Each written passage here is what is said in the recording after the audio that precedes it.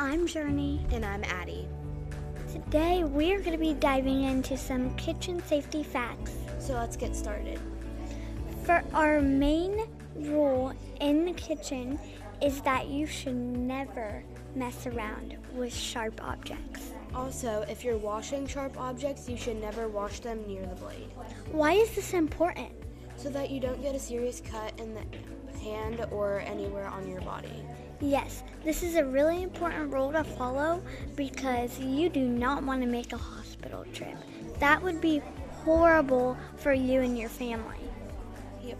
And another safety rule for this episode would be taking things out of like an oven or a microwave with like hot pads. Yes, oven mitts would be a really good tool to use when you are taking something hot out of an oven or a microwave or maybe a stovetop or something. You always want to wear something that will protect your hands so that way there's no serious burns or injuries anywhere.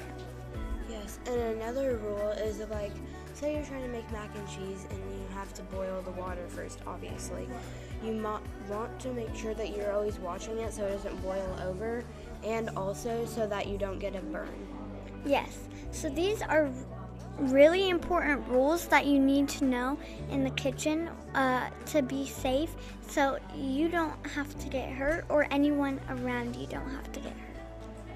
Yes, and that is one of probably the biggest safety rules, especially if you have kids under the age of 5. You want to make sure that you keep them away from the oven, and since ovens are on low ground levels, if you have a baby that's like curious and likes to like crawl around and like comes over and like gets in the way while you're cooking, you want to make sure that you have always help while you're cooking. Always just to make sure so like you don't burn the food and also so you don't get kids injured. Yes, that is a big rule. If you have small children in your home and you are baking, you need to make sure that you keep them away.